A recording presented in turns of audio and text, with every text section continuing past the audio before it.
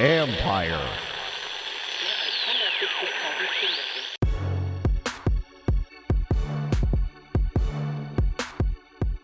Hello and welcome to another edition of the Last Man Standing podcast. Yes, I'm your host, Ben Standing, and I cover the Washington Commanders for The Athletic, which means today on Tuesday, August 27th, I was focused on what the Commanders would do to trim their roster from 90 to 53 players. It's often viewed as the worst day on the NFL calendar because you're telling so many guys either that their dream is over or that, their services are no longer welcome and they got to go find a job somewhere else. And obviously that's a tough day when you've been with these guys possibly for weeks, months, maybe even years. But nonetheless, that's how this goes. And the Commanders, of course, also made a lot of guys happy because they kept a group. But this is only the initial 53. They have the second waiver claim. They're going to use that, and who knows how many moves they'll make tomorrow. So tomorrow, Wednesday, I'll have a full deeper dive on where this roster stands. Today, we'll go through some of the highlights and a couple other thoughts, including it's just insanity how many guys from last year's draft class, not 5 years ago, not 3 years ago, last year's class are still here. It's crazy. Anyway, we'll get to all that in a moment. But of course, I've told you all that at some point after the final preseason game, the standing room only feed would be closing. Well, that day has come up here. This is going to be the last episode. So if you want to keep listening, and I really, really, really hope you do, you got to make sure you sign up for the Last Man Standing podcast feed. You know where you can get it. Wherever you do your podcasting, you'll find it there. For some reason, you can't figure this out, feel free to hit me up. bestanding@theathletic.com. Look, I have, we've talked about this a lot. A lot of you have signed up, so I'm really thrilled about that. There's more of you, though, that have not yet done it, and I don't want to lose anybody in this transition, so please come on board and make sure you are following me there. There's a YouTube channel also. Right now, we're kind of, it just exists. We'll gussy it up in a little bit. But, needless to say, it's not really the end of this because we're just moving over there, but obviously it's been a lot of fun for me to do this, and you guys have made it great. And it's the fact that we have a really good community is why Bram Weinstein was down to bring me on board with his shop at Empire Media. So look forward to continuing this, but you just got to make sure you follow us over there on the Last Man Standing feed. In addition, just a quick note on The Athletic. This week we have 2 sales going on. One is the one you've heard before, $1 a month for 12 months. If you click on one of my articles, you get that. There's also another one we have $1 a week for a year, yet you get the entire New York Times, everything. The New York Times, The Athletic, Wirecutter, everything else that the New York Times has, you get it all for $1 a week. So if you just go click on my article, I've got a story today on what this new roster looks like right now. You can click on that and you can find that deal. Or if you wait, if you're waiting till later in the week, I'm going to have a pretty good story for you on Thursday. So look forward to everybody coming on board here as well. All right, let's get to the Commanders. I'll get to some of the individual players in a moment. It wasn't a insanely crazy day. There were rumors of trades, none came to fruition. Yeah, there were a couple of surprises for sure, but ultimately not with any player that we were viewing as like a core piece or anything along those lines. So I think today was just another example of how Dan Quinn and Adam Peters have gone about trying to build this team. I think the perfect examples are the 2 undrafted free agents that made the team. Tyler Owens, who we've talked about a lot, and a little surprising, tight end Colson Yankoff.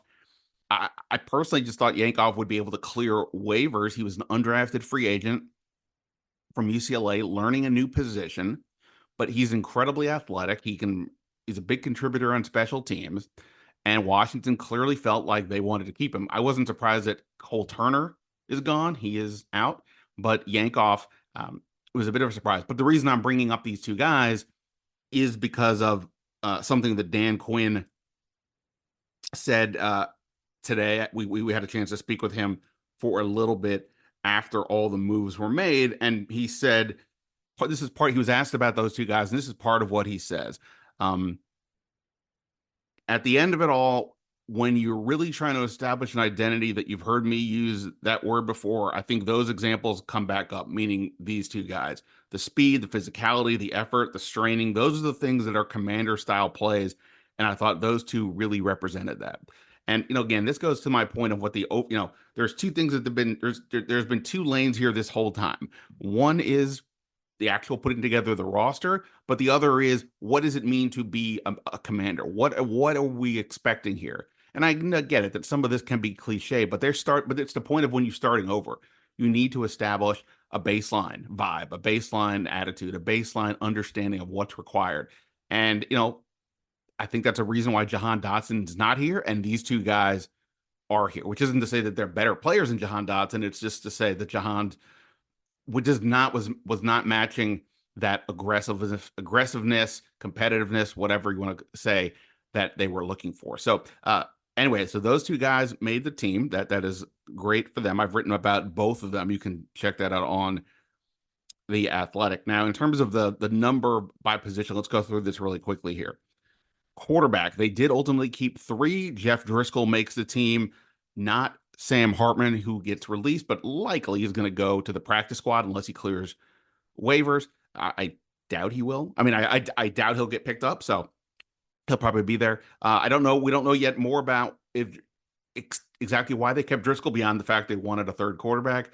Don't know if this has anything to do with Mariota. We'll see about Mariota's injury, so we'll see about that as we go forward. Running back, they kept three: Brian Robinson, Austin Eckler, and Jeremy McNichols. I when I've done my mock drafts, and obviously I've had some success doing that. I think I talked about this with Mike Smeltz the other day. And by the way, well, they actually that podcast is now doesn't really matter, so don't check that out. But when I do my mock drafts, I try to do a good job of not putting my personal feelings over what I think the team will do. In this case, I probably did that. I just didn't quite understand, and maybe still don't, why you would feel the need to keep McNichols. He has not had a touch since 2021. He's just been a journeyman his whole career. Why feel the need to keep him versus pick anybody else you want that has got more potential? We put him on the practice squad. I don't imagine he'd get picked up. But Anthony Lynn, they were together last year in San Francisco. McNichols played 3 games officially. Apparently, Lynn's a fan. Adam Peters was there as well, so he got the nod over Michael Wiley and Kazmir Allen. If we want to say he's a little bit of a running back, I think both of those guys are probably practice squad candidates, but that's what they did right now. McNichols, wide receiver, they kept 6. Ultimately, nothing really surprising here. The top 4: Byron Pringle and Jamison Crowder were kept. I think they were really trying to find somebody else on this roster who was already going to sort of make the team without being the receiver, make the team without being just a returner. But they ultimately didn't do that. Now Pringle and Crowder can help in the receiving game, so it's not like anything bad, crazy. They're both fine players, but that was my only thought was maybe they find a way to keep somebody a bit younger. Obviously, this group doesn't have much size. Bryson Tremaine, Martavius Bryant, I could see one or both of them going to the practice squad. Tight end, I already mentioned. Colson Yankoff with Zach Ertz, John Bates, Ben Sinnott. Offensive line, no surprises here. They kept 9, all the ones we had anticipated, including Michael Dieter, Chris Paul, and Trent Scott. But again, this is a spot in particular, this and the receiver, I think, maybe not receiver, but this one for sure, where they've got to be scouring the waiver wire, Washington, to find some more help. I mean, Trent Scott, I've been saying this for months. I don't think this was a realistic offseason for them to go out and make a major upgrade at tackle, but could they upgrade from their 4th spot? I think the answer is yes. Now, is that person actually available? We'll see what they think, but I think this is an area that they still need to work on. Obviously, the biggest addition would be if Brandon Coleman is able to come back to practice this week and help get ready for the Tampa Bay game. All right, now we go over to the defense, and this is where probably the biggest surprise occurred, and that was KJ Henry released. I kept thinking, how are they going to keep 6 defensive ends if Jamin Davis, who did make the team, and Jean Baptiste make the team. How are you getting both of these guys on, right? Well, it turns out the way you do it is you release KJ Henry, who I'm a little surprised about this. I thought Henry showed some promise last year, and I thought he was playing with the primary reserves throughout the summer. Thought he made a couple good plays in the preseason action. When I asked around some sources around the league why they thought he was cut, they said, he just doesn't have some of the burst or bend that you look for in a prospect and an edge prospect. So maybe he's just limited. And maybe that's, again, with Adam Peters, as I view it, as thinking about this from the long term, he ultimately, I guess, decided that they would rather go with those other two guys, Jean Baptiste and Jamin Davis, even though Jamin's got only 1 year left on his deal. But nonetheless, that's what they've done. It's possible KJ Henry clears waivers and comes back to the practice squad. I think that is in play if he doesn't get claimed. I kind of think somebody's going to claim him because pass rushers are hard to find, but, we'll see. If that's the league-wide consensus, then, again, could be just another example of where this group went wrong. And again, so KJ Henry is cut, but the thing is, so is Cole Turner, and so is Chris Rodriguez, and so is Ricky Stromberg, and so is Braden Daniels, meaning of the 7-player draft class from last year, only Emmanuel Forbes and Quan Martin remain. That's insane. I mean, we already knew the entire 2020 class was gone, but at least we could say, okay, Chase Young, pre-injury, Antonio Gibson, Cam Curl, they were all starters, right? Effectively, James Smith-Williams was a help. This group, I mean, really, what are we talking about here? That Quan Martin is the best so far, and we're not even sure exactly what his ceiling is or how well he'll be. So what an incredibly disastrous draft this last year was, the last one under Ron Rivera. And not just that, there's only 23 players. I should have said that before. Only 23 players from last year's team are still with or are currently on this active roster. And that could flip as well, depending on what other moves are made over the next few days. So really just a terrible front office work on the personnel side, but I think we already kind of knew a lot of that. Hey everyone, Bram Weinstein here, play-by-play voice of the Commanders and founder of Empire Media, and we are so excited that Ben Standig has come along and joined us with Empire with his awesome podcast, Last Man Standing. I wanted to tell you about our 2 other primary shows, and selfishly, mine, the Bram Weinstein Show, which can be heard on ESPN 630 in DC from 11 to 12, but then becomes a podcast that goes up immediately at 12 o'clock, 5 days a week. Some of the best Commanders and DC sports coverage you're going to get. So if you love Ben's show, check out mine as well. And also don't forget to check out the John Keim Report from Empire Media as well, the ESPN Insider. We are bringing you the best Commanders coverage all season long. Be sure to subscribe to all 3 of our Empire shows, Last Man Standing, The Bram Weinstein Show, and The John Keim Report. Linebacker, speaking of that, there are 5 linebackers. All of them are new. Now, just to be clear, technically, they are calling Dante Fowler a linebacker, and they are now calling Dominic Hampton a linebacker. So we'll do that as well now that we're officially here. Those 2 made the team. No surprise. The other one, Michael Walker, made the team. He was on my 53 projection, basically because you got to have a third linebacker should something happen, or just to have a third.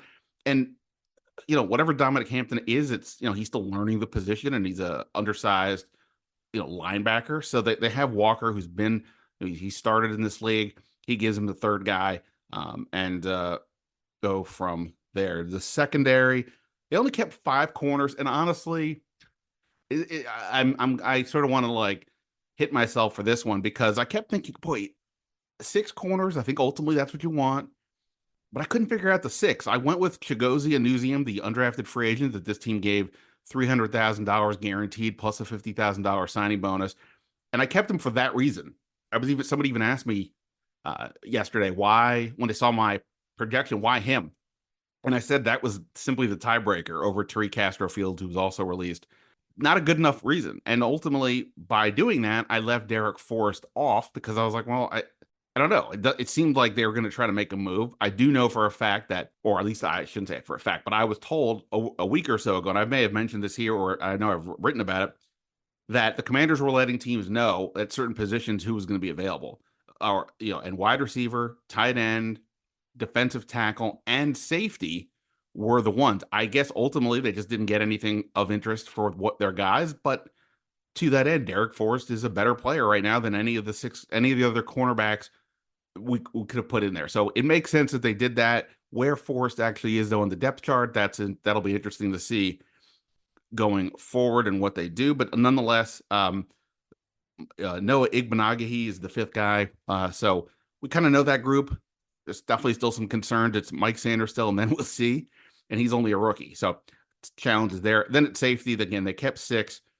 Percy Butler, Jeremy Reeves, Tyler Owens, Derek Forrest round out that group. And of course, the kicker, Cade York, is still here. And the punter and the long snapper. So that's the short of it here for what the Commanders did. Again, I wouldn't say there was anything like crazy surprising. The only one was KJ Henry, and again, he was a 5th round pick. It's just more to the point that from 1 year ago that they have only 2 players left. It was the first 2 picks, but we don't even know exactly what to make of Forbes yet, coming off of clearly a disappointing rookie season. He's shown better in practice and camp. I'm not going to argue that, but I wouldn't go so far as to say he's definitely a long-term starter. We already heard Joe Witt Jr. talk about them using Mikey Sanders still more outside. So that's a sign that they're really not sure themselves about what else they have there on the outside. So that is the headlines there from the 53. Again, I'll have a deeper dive tomorrow on this. But there was some other news today, kind of came out of nowhere. And it was the timing was odd to say the least, but nonetheless, it did happen. And it has to do with the stadium. No, we don't know where a new stadium is going to go or anything along those lines. But the current one, the one formerly known as FedEx Field, one briefly known as Commanders Field, will in fact have a new name for the season, and that is going to be Northwest Stadium, as in Northwest Federal Credit Union. They have agreed to a naming rights deal with the Commanders. Now, the deal is for 8 years, which goes through the 2031-32 season. Now, just to be clear, because I know this is the big question that everybody has if you hear that, and that is, wait a minute, does that mean there's not going to be a new stadium until 2032? The answer is that these two things are separate issues. This 8-year deal only applies to the current stadium, and the team can bounce sooner if they find an opportunity.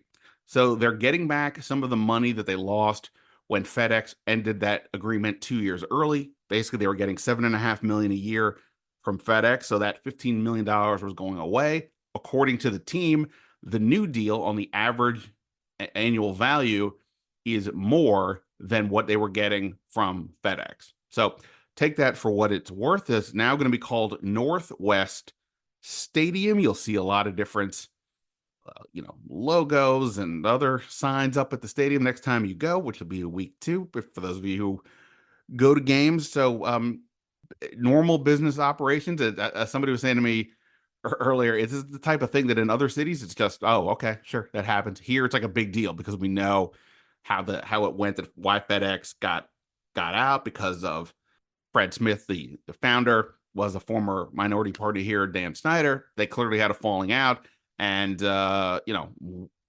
offseason was essentially the first one, I guess, where I don't know why they got out now, but whatever it is, they got out with 2 years to go, and Josh Harris had to move on, and he has done that now. So, so that's the other big news of the day. So again, KJ Henry gone. They kept 3 quarterbacks. Only 2 picks remain from the 2023 class at this point. And, the 2 undrafted free agents, like I said, I think that quote from Quinn about building an identity, I'm just going to harp on it. That is, to me, what this whole last 7 months or so has been all about: finding talent, but finding the right kind of people to help turn this thing around on and off the field. All right, so I'm going to wrap it up here. Again, reminder, if you want to keep listening to me talk, which I really hope you do, Last Man Standing Podcast. That's the feed you need to get on iTunes or Spotify or Podbean or whatever you're doing. And if you do that, you'll keep up with us and you won't miss anything as we continue to truck towards the season.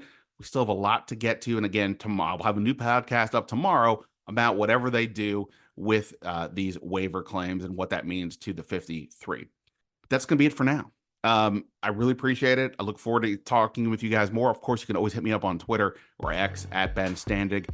I told you my email earlier. What else? I don't know. That's it. Go do it. Have fun. Enjoy pondering the roster. I know I will. But until next time.